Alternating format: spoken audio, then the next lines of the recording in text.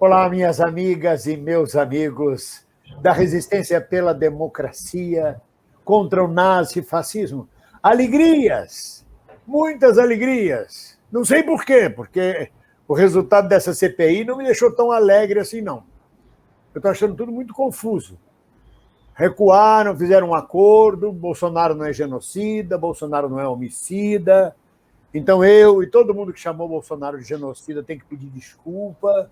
Está arriscado, inclusive, a ser processado, porque suas excelências, os senadores, num grande acordão, decidiram que ele não era nem homicida, nem genocida. Eu não sei que porra é. Quer dizer, eu não sei realmente se este resultado, este relatório da CPI, que tem 1.100 páginas, a Bíblia tem 1.600 páginas, realmente, 1.600 páginas, eu acho que é 1.600, 66 livros, 1.100. Ele tem o tamanho da Bíblia, é uma Bíblia, na verdade. Não sei quem vai ter saco para ler isso, se vai fazer uma leitura desse relatório completo. Eu duvido muito que bolsonarista consiga ler esse relatório, porque não conseguem ler gibi, quanto mais relatório. Mas eu fiquei um pouco decepcionado. Eu não sei, não. Eu pensei que eles não iam afinar. E, no final, o Omar Aziz e outros senadores afinaram com o jornal o Globo, com a grande mídia. Tem outros interesses eleitoreiros, interesses de não ferir suscetibilidades da Casa Grande, que fizeram uma certa frustração. Eu ando um pouco frustrado. Mas eu não entendo desta porra. Eu não sei por quê, qual é a jogada. Eu queria... Ô, Dimitri Salles, me diga uma coisa. Que porra é esse diabo desse relatório que é tudo e é nada ao mesmo tempo? Hein, Dimitri? Olá, bem-vindo. O relatório é o resultado de todo o trabalho da CPI. Ele é um grande resumo de todo o trabalho.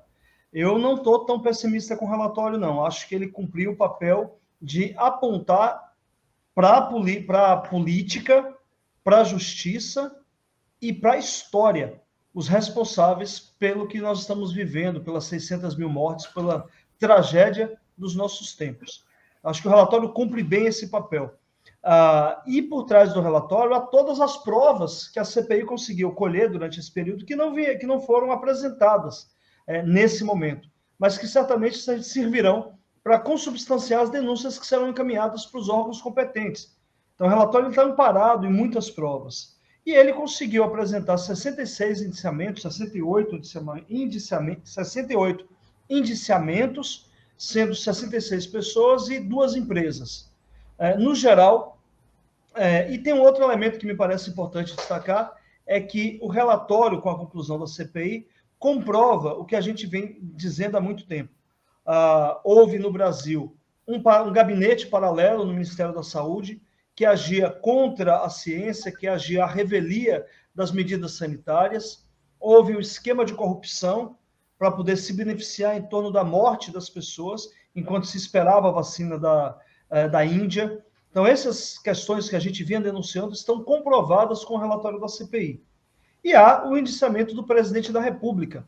A discussão se o termo é crime contra a humanidade ou genocídio é uma discussão pequena, porque, no fundo, o genocídio é um dos tipos de crime contra a humanidade e poderá contribuir para que o Tribunal Penal Internacional possa, de alguma maneira, reforçar a punição ao Bolsonaro, caso ele leve adiante as 2 denúncias que foram apresentadas contra o presidente Bolsonaro. O relatório, no meu entendimento, consegue ser o reflexo do que foi a CPI, entendendo que a CPI foi muito importante para a política brasileira deste momento e terá uma eficácia ou terá um resultado muito importante para a história. Quer dizer que, ao contrário de mim, você não está decepcionado com esse final de CPI. Quer dizer, não vem aí temporada 2. Quer dizer, ela se encerra aqui e começa uma outra fase, que é a fase do relatório, e você acha, pelo que você leu do resumo do relatório, acha satisfatório e bem encaminhado? Eu acho que o relatório teve uma preocupação técnica, e isso é bom destacar. Ele tem uma fundamentação política, há uma discussão política em torno das condutas, como, por exemplo, qual deveria ter sido a melhor medida a ser adotada durante a pandemia. O resultado é a conclusão de que nenhuma medida eficaz foi adotada, e isso aí incide no crime de pandemia, de epidemia. que significa, na prática, você contribuir para que uma doença se espalhe quando o seu dever de ofício seria adotar políticas preventivas ou de saúde pública que pudesse conter o mal que atingiria toda a população. Então, há uma argumentação política, mas os fundamentos finais são jurídicos, são técnicos. Em boa hora, o senador Renan Calheiros retirou, por exemplo, a imputação do crime de homicídio contra o presidente da República. Porque homicídio é um tipo de crime comissivo, como a gente diz no direito. Ele requer um ato, uma conduta prática, direta, direcionada. Né? Não é o caso. Não dá para a gente dizer que houve um homicídio generalizado. Mas, por exemplo, com relação a Manaus, o relatório concluiu que sim, houve uma prática de crime contra a humanidade, uma prática dirigida contra o povo de Manaus, tendente a gerar a morte generalizada, tendente a gerar o mal generalizado. E isso pode servir para uma condenação por crime contra a humanidade. A mesma coisa aconteceu com a questão indígena. O relatório identifica, de fato, que a omissão do governo no que tange à proteção aos povos indígenas, a ausência da política pública específica para uma parte da população que é vulnerabilizada, isso sim configura um ato comissivo, uma ação que resultou num ato genocida, num crime contra a humanidade. Quer dizer, o que você está me falando é que se o relatório seguisse pela linha de homicídio e genocídio, seria fácil rebater juridicamente esses dois termos, dizer, não, homicídio não houve homicídio porque ele não saiu ele cometendo o crime de matar pessoalmente pessoas. E genocídio ele também não tomou a atitude de acabar com uma etnia, vou matar o povo brasileiro. Né? Ele pode ser acusado de genocídio, por exemplo, na questão indígena, porque ele dirigiu contra uma etnia. No caso do Brasil, ele apenas deixou as pessoas morrerem e não tomou providências na pandemia. Quer dizer, na verdade, essa retirada, quando o Omar Aziz diz que não concordava com o genocídio e outros divergiam, era para que ficasse mais tecnicamente estipulado, para evitar que houvesse furo, que deixasse furo no relatório. Seria isto um processo mais protetivo do que exatamente vontade de dizer é um homicídio, é um genocídio, é um filho da mãe, é isso e aquilo, mas não pode, você tem que pensar. E agora você falou uma coisa que eu queria entender. Indiciamento de 68 pessoas que serão enviados para onde? Como é que indicia essas pessoas? Vai para onde? Para o Ministério Público, para a PGR, para a Câmara, para o plenário da Câmara? Como é que rola agora com esse relatório? Vamos pegar o caso do presidente Bolsonaro. Ele tem aí diversos crimes que lhe são imputados. Alguns são crimes comuns. Quando o presidente da República comete um crime comum no curso do mandato, caberá ao Procurador-Geral da República apresentar denúncia,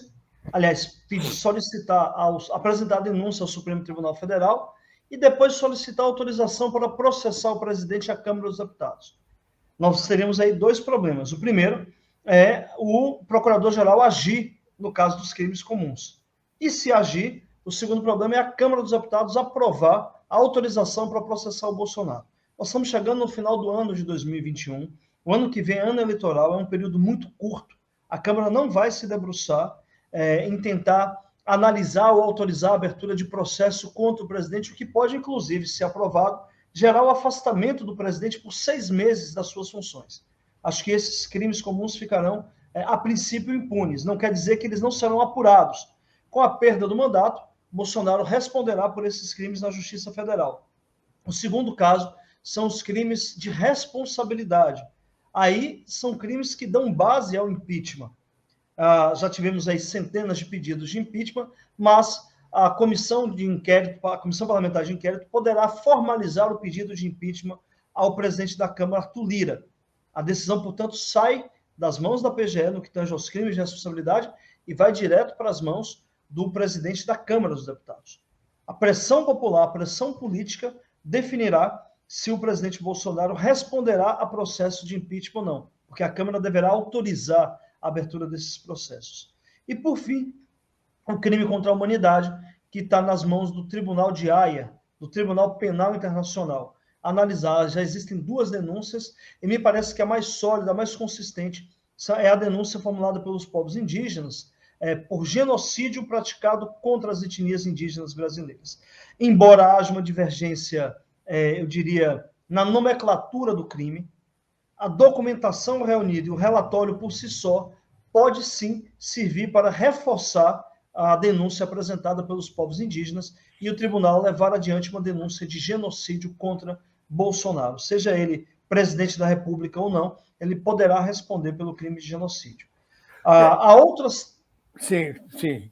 Fala, continue falando, por favor. Há outras autoridades que estão sendo iniciadas. Por exemplo, muitos deputados, deputada Carla Zambelli, o deputado Eduardo Bolsonaro, o senador Flávio Bolsonaro, a deputada Bia Kicis, boa parte dos bolsonaristas, inclusive o Alan dos Santos, eles foram indiciados pelo crime de incitação ao crime. A pena é uma pena muito pequena, ela vai me parece que de 3 a 6 meses de prisão ou multa.